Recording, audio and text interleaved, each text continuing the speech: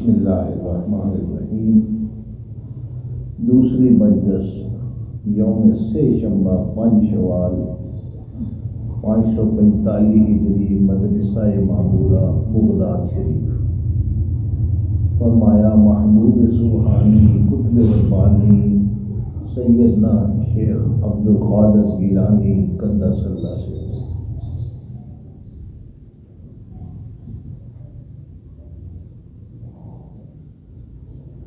تیرا پر پھولنا اور اس کے کرم کے بھروسے پر عمل نہ کرنا تجھ کو اللہ سے دور اور علیحدہ بنا رہا ہے۔ اپنے غرور اور دھوکہ کھانے سے باز آ جا، اس سے پہلے کہ تجھ پر مار پڑے اور ذلیل کیا جائے اور تجھ پر مسلط کر دیے جائیں بلیات کے سانپ اور بچھو۔ تو نے بلا کا مزہ نہیں چکھا، پر ضرور ہوا کہ دھوکہ کھائے۔ اپنے تمام سامان میں کسی پر بھی نازا نہ ہو، یہ سب عنقریب چلا جانے والا ہے۔ چنانچہ اللہ جل جلالہ فرماتا ہے، یہاں تک کہ جب وہ لوگ اس پر نازا ہوئے جو ان کو دیا گیا تھا تو ہم نے اچانک ان کو پکڑ لیا۔ بس جو نعمتیں اللہ کے پاس ہیں ان سے بہریاب کی صبر کی بدولت ہو سکتی ہے، اور اسی لیے اللہ جل جلالہ نے صبر کی تاکید فرمائی ہے۔ فقر اور صبر صرف مومن ہی کے حق میں جمع ہو سکتے ہیں کہ محبان خدا تکلیفوں میں مبتلا کیے جاتے ہیں، پس صبر کرتے ہیں اور ان کو بلا کے باوجود نیکوکاری کا الہام کیا جاتا ہے، اور جو نئی تکالیف ان کو اپنے رب کی طرف سے پہنچتی ہیں وہ اس پر صبر کرتے ہیں۔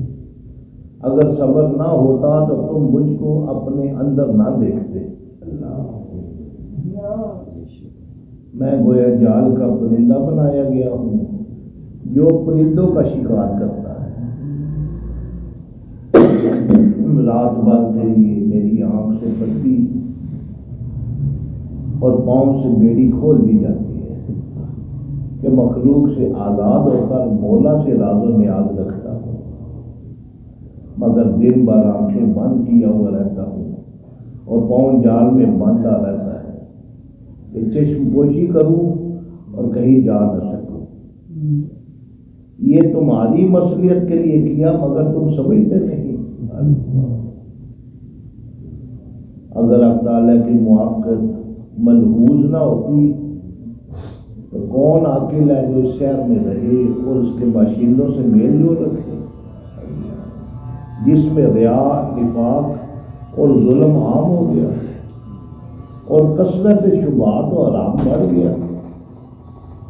حق تعالیٰ کی نعمتوں کی نا شکر گزاری اور نعمتوں سے فسق و فجور پر مدد دینا زیادہ ہو گیا، اور کثرت سے ہو گئے وہ لوگ جو گھر میں بیکار ہیں اور دکان پر خریدار ہیں۔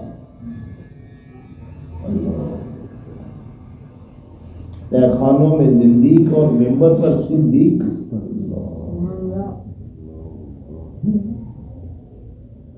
اگر شریعت کا لحاظ نہ ہوتا تو میں بتا دیتا جو تمہارے گھروں اور دلوں کے اندر ہے،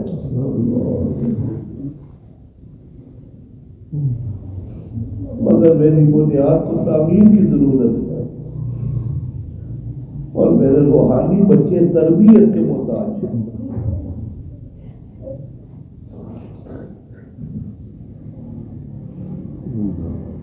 اس لیے تحمل و پردہ پوشی سے اگر میں اپنی معلومات میں کچھ بھی کھول دوں تو میرے تمہارے درمیان وہ فارقت کا سبب بن گئے۔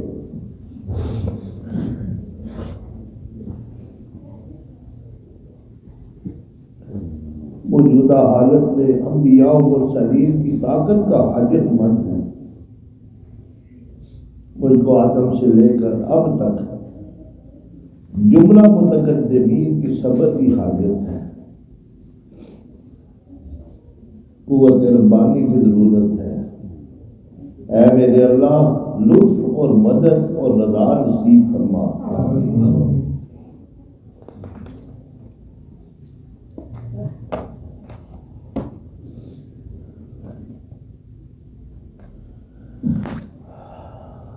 یا عبادی الذین اسرفوا علی انفسہم لا تقنطوا من رحمت اللہ ان اللہ یغفر الذنوب جميعا۔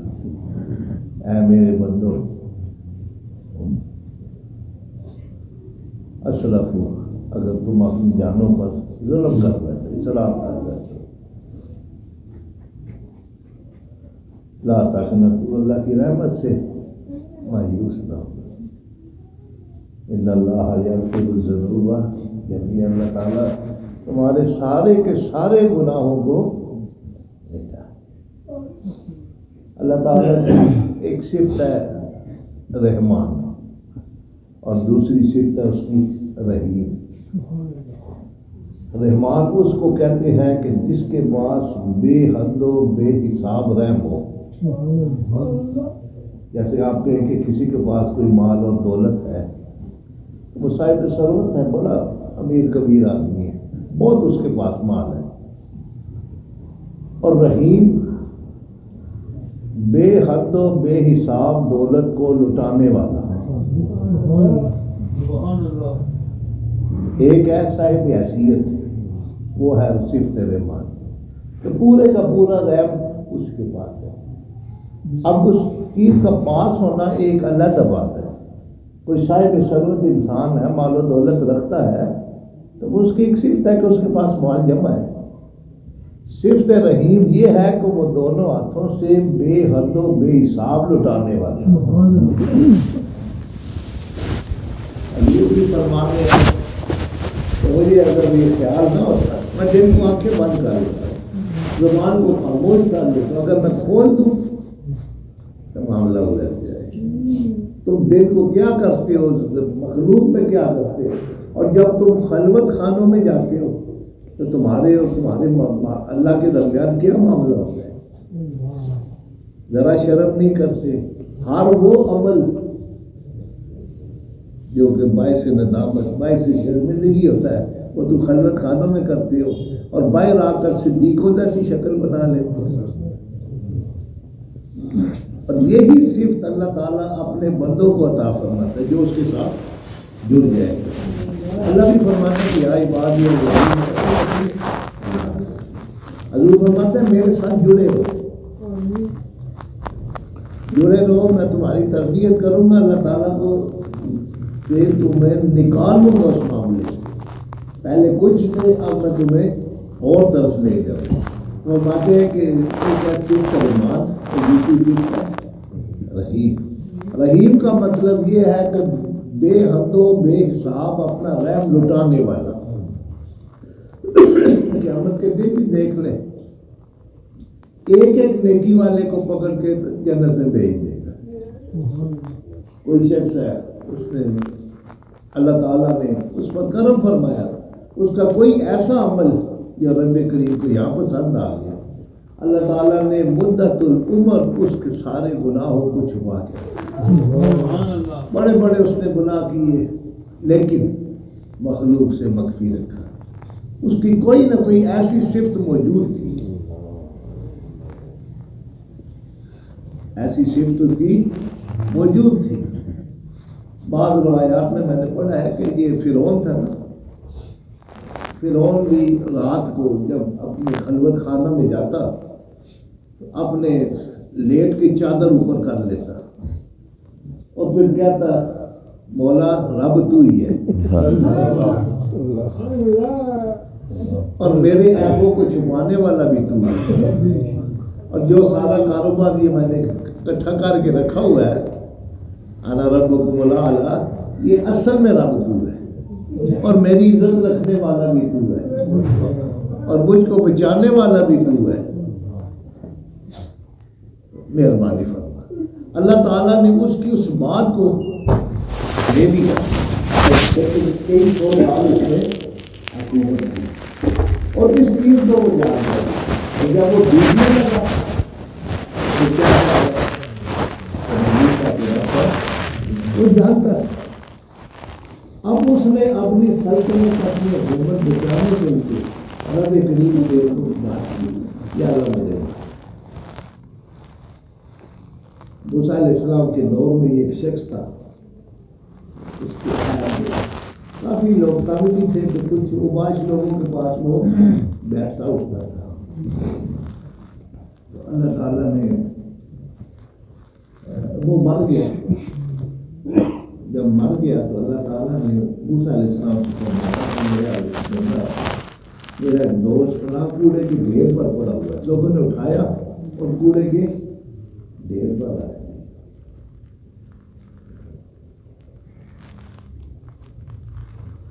اس کو اٹھائیں اور اس کی تجویز و تدفین کرے کر باعزت اس کا جنازہ پڑھ کے اس کو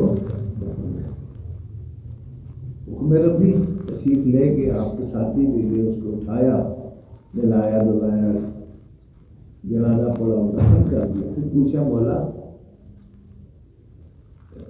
اصل معاملہ اصل میں کیا ہے؟ اللہ تعالیٰ نے فرمایا کہ اس میں دو صفات تھیں۔ پہلی صفت یہ تھی کہ یہ تو غیر پڑھتا، اور جب نبی پاک صلی اللہ علیہ وسلم کا وہاں یہ چونتا۔ آسمانوں میں پہلی کتابوں میں احمد نام ہے، اور ہمارے اس امت میں آپ صلی اللہ علیہ وسلم محمد نام ہے۔ دوسری یہ تھی کہ جب یہ رات کو تنہا ہوتا رب کریم کے حضور عرض کرتا، مولا میرے اندر دو چیزیں ہیں، تو نے مجھے مال و دولت عطا فرمایا تو میں بروں پر بھی خرچ کرتا ہوں اور بدوں پر بھی خرچ کرتا ہوں۔ برے بھی تیرے بندے ہیں اور نیکوکار بھی تیرے بندے، اور مولا تو جانتا ہے کہ تیری وجہ سے میں نیکوکاروں پر زیادہ خرچ کرتا ہوں۔ قیامت کے دن تولا جائے گا نا اعمال، اس کی نیکیاں کتنی اور برائیاں کتنی ہیں، پھر اس کا توازن کیا جائے گا، اور جو پلڑا بھاری ہوگا ادھر اس کو یا اللہ تو جانتا ہے کہ میں تیرے نیک بندوں پر جو تیرے چاہنے والے ہیں میں ان پر زیادہ خرچ کرتا ہوں، اور میری ترجیح ادھر ہوا کرتی ہے، اور میں وہ مخفی کرتا ہوں۔ تو بھی جانتا ہے مولا کہ میں چھپا کے ان پر خرچ کرتا ہوں، اور جو بد لوگ ہیں یا اللہ میں ان کے پاس بھی بیٹھتا ہوں، ان پر بھی خرچ کرتا ہوں، لیکن وہ خرچ لوگوں کے سامنے آ جاتا ہے، اور جو میں نیکوکاروں پر خرچ کرتا ہوں وہ میں چھپا کے کرتا ہوں۔ تو جانتا ہے اور کوئی نہیں جانتا۔ یا اللہ میری عزت رکھ یا عبادی الذین اسرفوا علی انفسہم لا تقنطوا من رحمۃ اللہ ان اللہ یغفر الذنوب جميعا۔ جب اس نے یہ چیز مانگ لی، انا عند ظن عبدی ہوئی، اللہ تعالیٰ سے وہ ظن رکھ لیا، فرعون نے بھی ظن رکھا نا، یا اللہ میری عزت تو ہی بچائے گا، میں یہاں تنہائی میں مانتا ہوں کہ تو ہی کرتا ہے، لیکن لوگوں میں کہتا ہوں کہ میں رہا ہوں، اور میری اس بات کو بچا گیا۔ آخر جب موسیٰ علیہ السلام سے اس نے بہت زیادہ تنگ کرنا شروع کیا، پھر اللہ تعالیٰ نے فرمایا کہ اب تیری مہلت کا وقت۔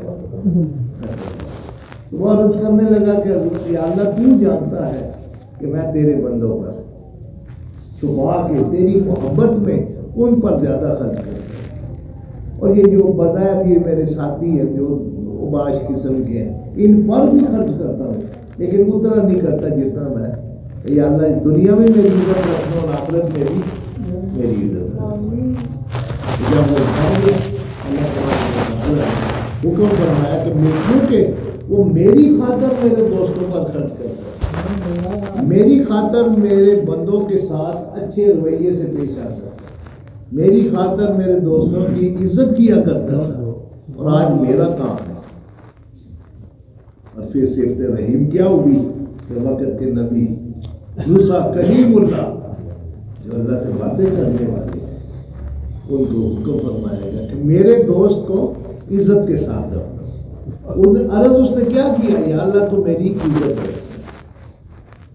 یہ بظاہر مجھے لوگ اچھا نہیں سمجھتے لیکن تو جانتا ہے میرے اور تیرے درمیان یہ معاملہ ہے اور دلوں کے بھید تو جانتا ہے. واللہ علیم بذات الصدور. اللہ دلوں کے بھیدوں کو جانتا ہے تو میری عزت رکھ لے. اللہ تعالیٰ نے وقت آخر اور ہمیشہ یاد رکھو الاعتبار بالخواتین. خواتین خاتمے کی جمع خواتین ہے تو اعتبار خاتمے کا ہوا کرتا ہے. آپ دنیا کا کوئی کام کر لیں, لکڑی کا کر لیں, لوہے کا کر لیں, اپنا مکان بنا لیں, کوئی مینار بنا لیں, لیکن جب آخر پہ پہنچیں گے تو پتہ چلے گا کہ معاملہ صحیح ہوا یا نہیں. یہ گھر میں دیکھ لیں روزانہ ہانڈی پکتی ہے, اگر وہ ہانڈی میں تھوڑا سا معاملہ خراب ہو جائے یا آخر میں کچی لکڑی اسی طرح بندہ ہے مومن جب دنیا سے کوئی بھی جائے گا اس کے خاتمے کا اعتبار کیا جائے کہ یہ کلمہ طیبہ پڑھ کر دنیا سے کیا یا بے ایمان چلا. اعتبار خاتمے کا الاعتبار بالخواتین. لیکن جو مکمل بھروسہ اور توکل اس پر رکھے کہ یا اللہ تو ہی مجھے بچانے والا ہے, ساری زندگی تو نے میرے آنکھوں پر پردہ ڈال کے رکھا.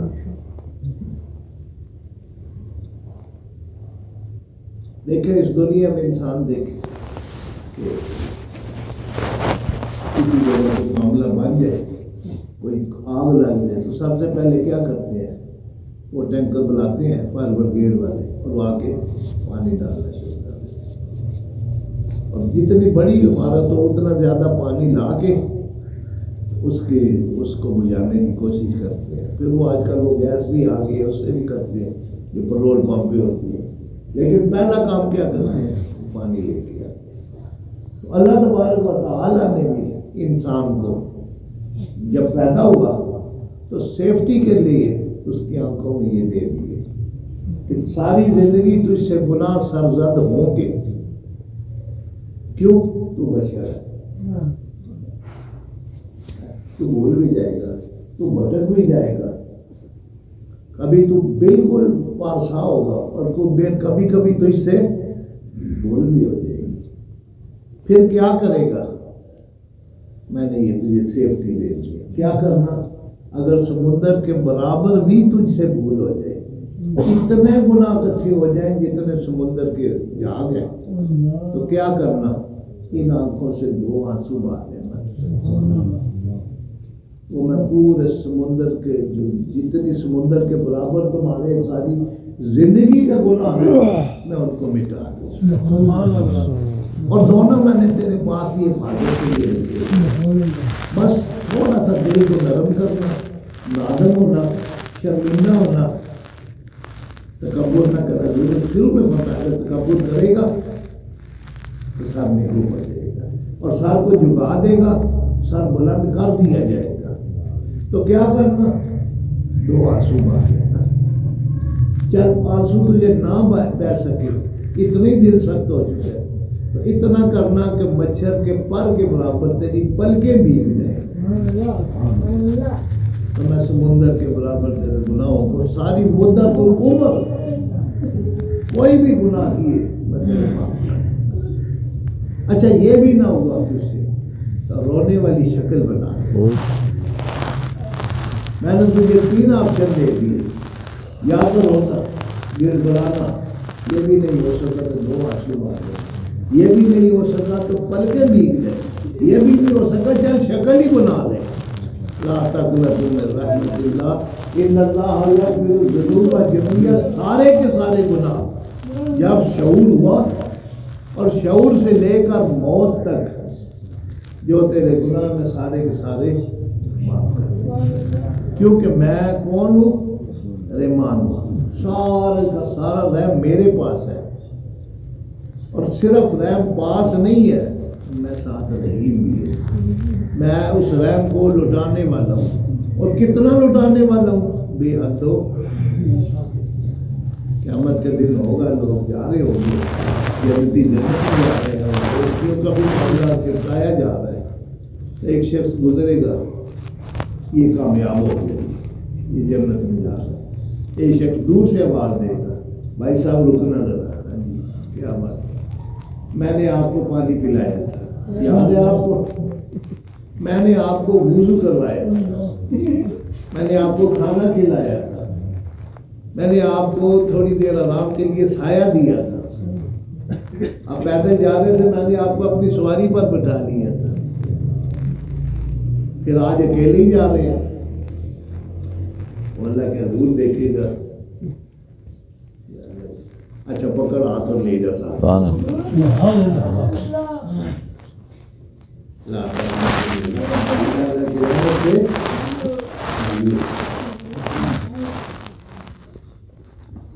یہ کیا چیز ہے؟ یہ ہے صفت رحیم. وہ لٹا رہا ہے، دونوں ہاتھوں سے لٹا رہا ہے. لیکن معاملہ کیا ہے کہ اپنے آپ کو جھکا دے. حضور کیا فرماتے ہیں؟ بلند نہیں ہوتی. حضور فرماتے ہیں بولنا اس کے کرم پر بھروسہ نہ کرنا تو اس کو اللہ سے دور اور علیحدہ بنا رہا ہے.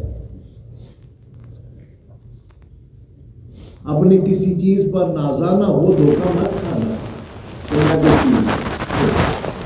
میں کچھ نہیں کرتا، میرا سب کچھ وہی ہے، اور مجھ سے اگر کوئی نیکی ہو بھی گئی ہے تو یہ اس کا کرم ہے. میرے اندر وہ طاقت و قوت خدا خبر میں اس نیکی کس طریقے سے کر رہا ہوں، اس کے شایان شاہ ہے بھی کہ نہیں ہے. حضور کیا فرما رہے ہیں کہ میں جڑے ہوئے، میں چھپاتا ہوں تمہارے اعمال کو. دن کو رات کو میں آزاد ہو جاتا ہوں، میرا اور میرے مولا کا تعلق ہے. لیکن دن کو مسلط کیا گیا ہوں، تمہارے تمام اعمال مجھے پیش کیے جاتے ہیں، میں دیکھ رہا ہوتا ہوں. لیکن پھر بھی زبان کو اللہ بھی دیکھ رہا ہے اعمال، لیکن کیا ہے وہ اپنی زبان کو.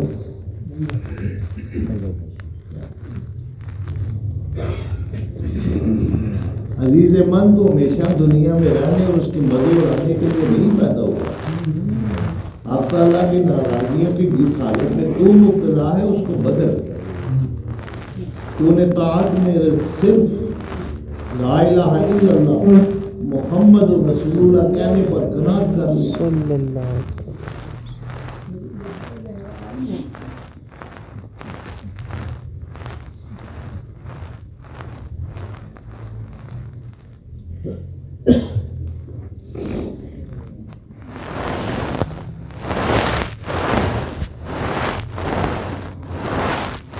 حالانکہ جب تک اس کے ساتھ دوسری چیز یعنی عمل کو نہ ملائے گا یہ کلمہ پڑھنا تو یہ روحین نہ ہوگا.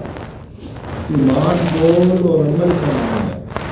پر جب تو معصیتوں لغزشوں اور مخالفت حق کا مرتکب ہوگا اور اس پر اڑا رہے گا اور نماز روزہ اور صدقہ اور نیک اعمال کو چھوڑے گا تو وحدانیت اور رسالت کی محض گواہی نفع نہ دے گی. نہ یہ کلمہ تیرا قبول ہوگا نہ مفید. جب تو نے لا الہ الا اللہ کہا کہ کوئی معبود نہیں بجز اللہ کی تو توحید کا تو نے دعویٰ کیا، لہذا کہا جائے گا کہ تیرا کوئی گواہ بھی ہے. وہ گواہ کون ہے؟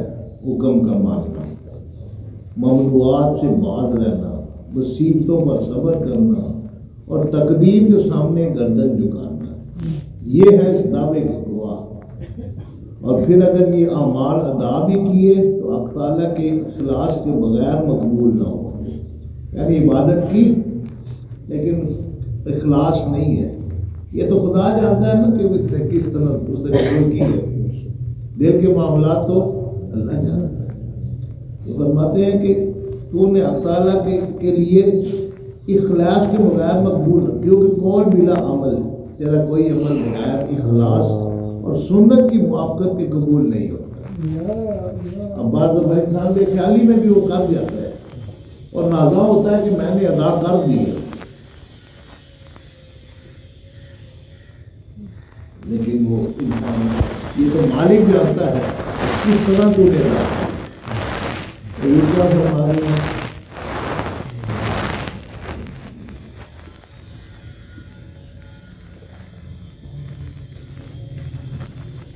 لہذا کہا جائے گا کہ تیرا کوئی گواہ بھی ہے، اور وہ گواہ کون ہے؟ حکم کا ماننا، ممنوعات سے باز رہنا، مصیبتوں پر صبر کرنا اور تقدیر کے سامنے گردن جھکانا، یہ ہے اس دعویٰ کے گواہ۔ اور پھر اگر یہ اعمال ادا بھی کیے تو آپ تعالیٰ کے لیے اخلاص کے بغیر مقبول نہ ہو۔ ان میں اگر وہ انتعبد اللہ کأنک تراہ فإن لم تکن تراہ فإنہ یراک، عبادت اس طرح کر گویا تو اس کو دیکھ رہا ہے۔ اور اگر یہ تجھے یہ طاقت و قوت نہیں دے گی تو اس طرح داغا دیکھ کہ وہ تجھ کو دیکھ رہا ہے۔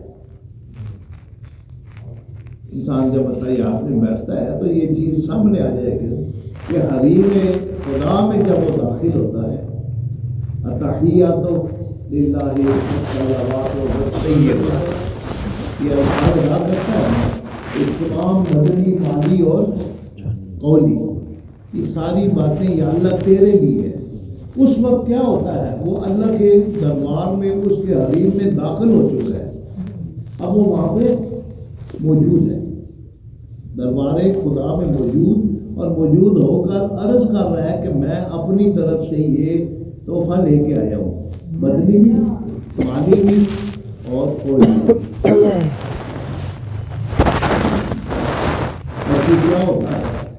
وہیں پہ اس کی حضور نبی کریم صلی اللہ علیہ وسلم کے ساتھ ملاقات ہوتی ہے، عطا یاد، اور پھر وہ عرض کرتا ہے کہ السلام علیکہ ایھا النبی، اے پیارے نبی، اے میرے آقا، اے میرے مولا، اے میرے سب کچھ، آپ پر سلام۔ یعنی الصلاۃ معراج المومنین، معراج کیا ہے؟ مومن کی ایسی کہہ دیا ہے۔ کیا یہ صرف قول ہی ہے؟ نہیں، ہر قول کے پیچھے کچھ چیز موجود ہے۔ جنت میں جائیں گے، جنت ہے یا کوئی نہیں؟ جنت موجود ہے کہ نہیں؟ دوزخ موجود ہے یا نہیں؟ ہے نا؟ اسی طرح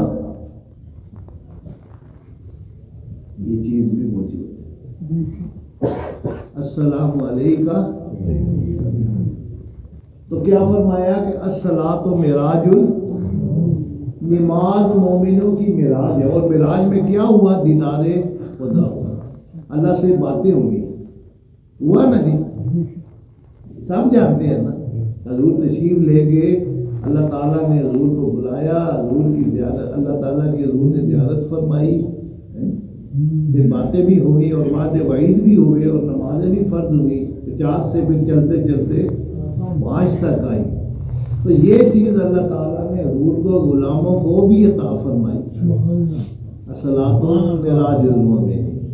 اب جب ہم کھڑے ہوتے ہیں تو اس کے دربار میں پہنچ جاتے ہیں، اس دربار میں داخل ہونے کے بعد حمد و ثنا کر کے، اپنی گزارشات پیش کر کے، جب بالکل اس کے دربار میں پہنچ جاتے ہیں تو وہاں پہ تحیات میں کہتے ہیں کہ التحیات للہ والصلوات والطیبات، ٹھیک ہے، قولی، مالی اور فعلی، تمام ہی باتیں ہیں میرے مالک۔ وہ کدھر ہے مالک؟ اس وقت وہ اللہ کے حضور میں کھڑا ہوا ہے، بیٹھا ہوا، اس کے حضور میں پیش ہے، اور پیش ہو کے یہ کر کے تو وہیں اس کی حضور صلی اللہ علیہ وسلم کی، اس کی روح کا، حضور کی روح مبارک سے ادھر ملاقات ہوتی ہے، ہر فرض میں، ہر سنت میں، ہر نفل میں، ہر وتر میں۔ پھر وہ عرض کرتا ہے کہ السلام علیکہ ایھا النبی، حضرت کی بارگاہ میں سلام عرض کرتا ہے، پھر عرض کر کے رحمت اللہ وبرکاتہ، السلام علینا وعلی عباد اللہ، ہم پر بھی سلام یا رسول اللہ، آپ کی وجہ سے ہم پر بھی سلام اور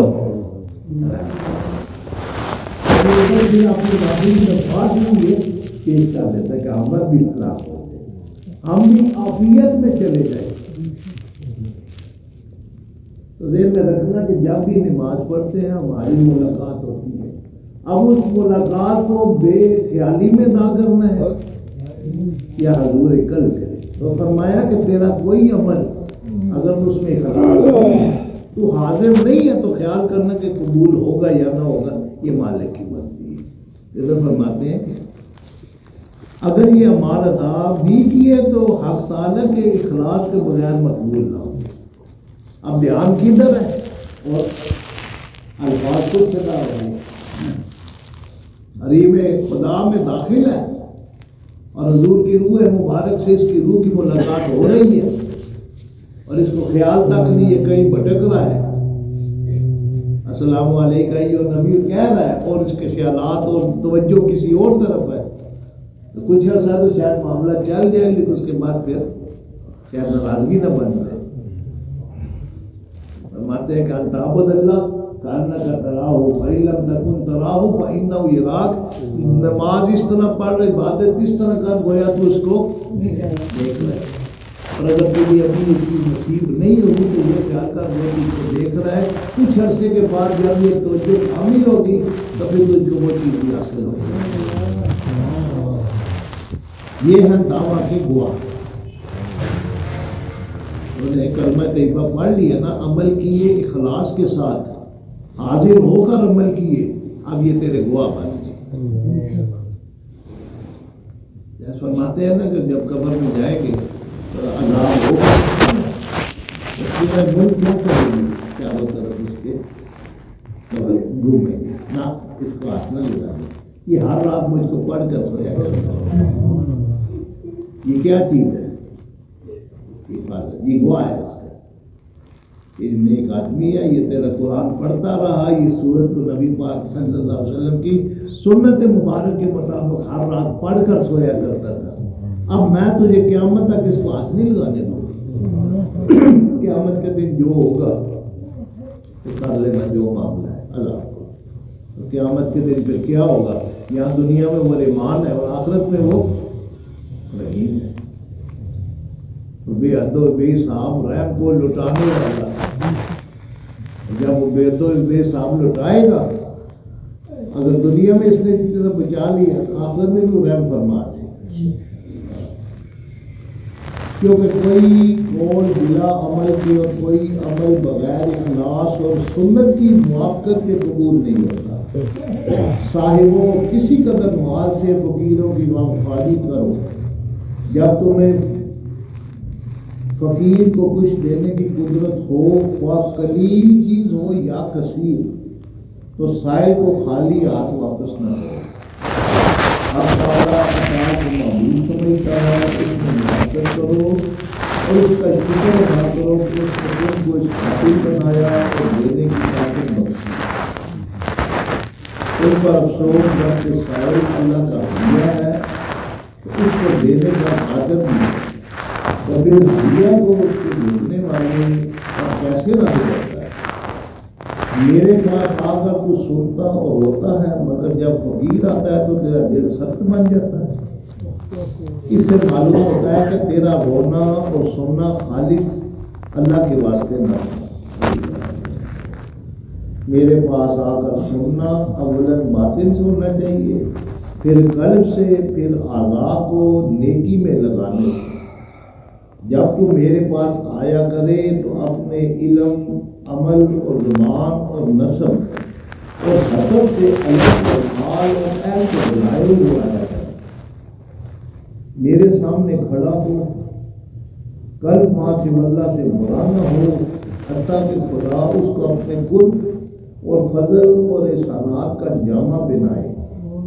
جب میرے پاس آنے کے وقت تو ایسا کرے گا تو پرند جیسا بن جائے گا، جو صبح کو بھوکا اٹھتا اور شام کو پیٹ بھرا ہوا واپس آتا ہے، کہ بلا محنت و کسب معاش کے خوان توکل سے شکم سیر ہوتا ہے۔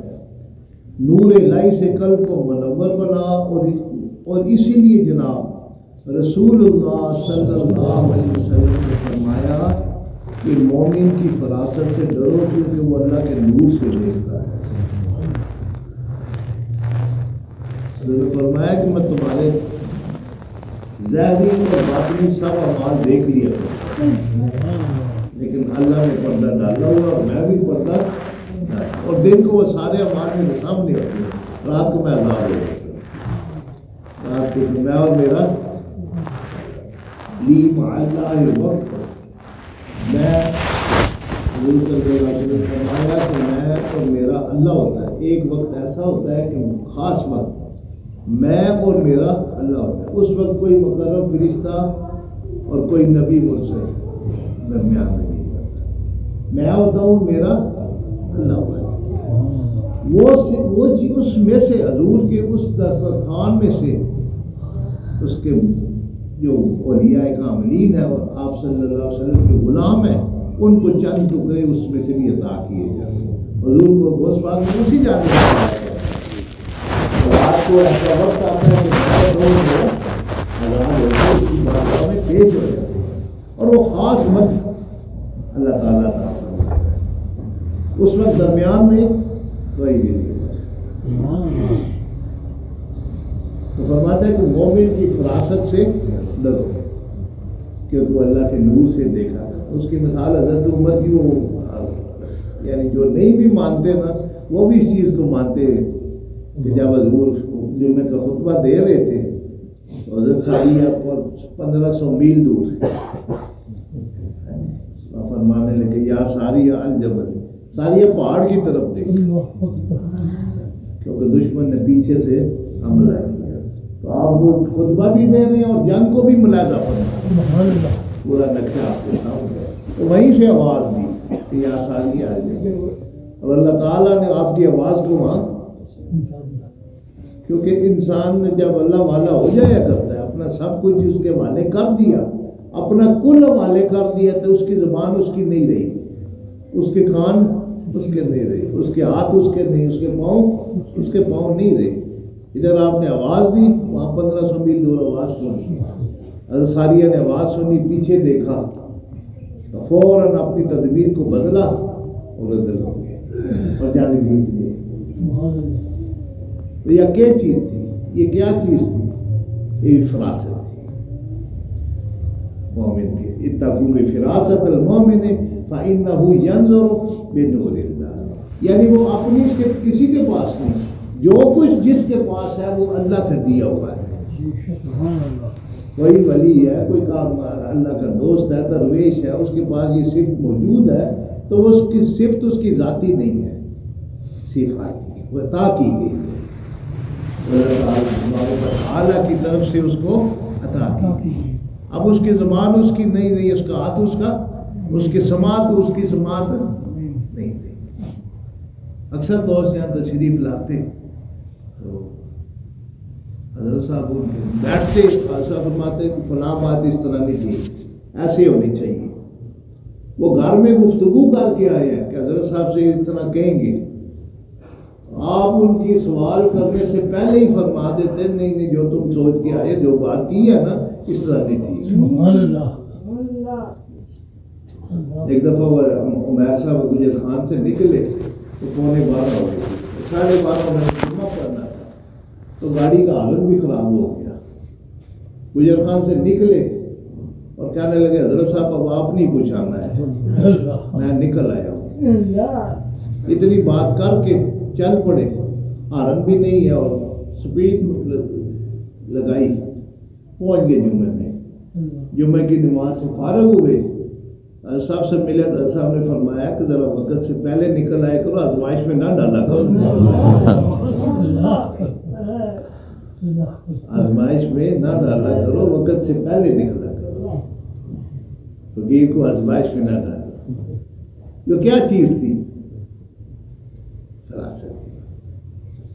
یہ وہ سی بات جو نبی پاک صلی اللہ علیہ وسلم کو عطا کی گئی، ان ٹکڑوں میں سے چند ٹکڑے اپنے غلاموں کو بھی عطا فرمایا، جو جڑ جایا کرتا ہے اس کو وہ عطا کر دیا۔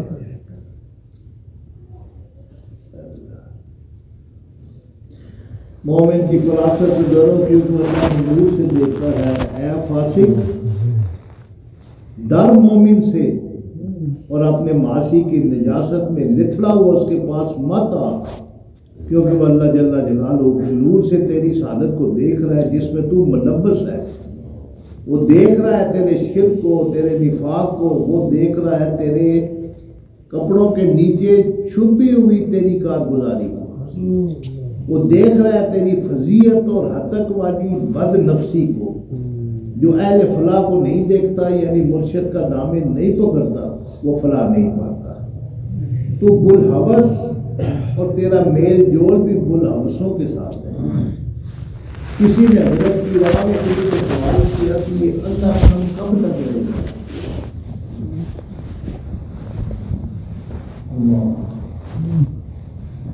تو آپ نے فرمایا جب تک تو کسی طبیب کے ہاتھ میں نہ پڑے، اس کی چوکٹ کو تکیہ بنائے اور اس کے متعلق گمان نیک رکھے اور اپنے قلب سے اس کے لیے بدگمانی اور اپنے بال بچوں کو لے کر اس کے دروازہ پر جا بیٹھے اور اس کی دعا کی تلخی پر صبر کرے، بس اس وقت تیری آنکھوں سے اندھا پن جاتا رہے۔ اللہ جل جلالہ کے سامنے جھک اور اپنی ساری حاجتیں اسی پر پیش کر اور کسی عمل کو اپنے نفس کے لیے اس سے ملاقات کے اخلاص اور اعمال سے تحید دستی کے قدموں پر مخلوق کے دروازوں کو بند کر اور اپنے اور خدا کے درمیان دروازہ کھول، اپنے گناہوں کا اقرار کر اور اپنی تقصیر کی اس سے معذرت کر اور یقین رکھ کہ مضرت پہنچانے والا، نفع دینے والا، عطا کرنے والا کوئی نہیں بجز اللہ۔ بس اس وقت تیرے قلب کی آنکھ کا اندھا پن جاتا رہے گا اور ظاہری اور باطنی بینائی حرکت کرنے لگے۔ عزیز من، کھردرے کپڑے اور روکھے کھانے میں شان نہیں، شان تیرے قلب کے ظاہر بننے میں ہے۔ لباس کا سچا اول اپنے باطن پر سوکھ پہنتا ہے، پھر اس کا اثر ظاہر تک پہنچتا ہے۔ اس کا باطن سوکھ پہنتا ہے، پھر اس کا قلب اور پھر اس کا نفس، پھر اس کے اعضاء، یہاں تک کہ جب وہ سر تاپا کمبل بوجھ بن جاتا ہے تب شفقت و رحمت اور احسان کا ہاتھ آتا اور اس مصیبت زدہ کی حالت میں تبدیلی پیدا کرتا ہے کہ اس کے بدن سے سیاہ کپڑے اتارتا اور خوشی کے کپڑے پہنا دیتا ہے اور تکلیف کو راحت سے، ناگواری کو فرج سے، خوف کو امن سے، موت کو قرب سے اور فقر کو تونگری سے بدل دیتا ہے۔ اے ہمارے پروردگار، عطا فرما ہم کو دنیا میں بھی خوشی اور آخرت میں بھی خوشی، جا ہم کو دولت عطا۔ آمین۔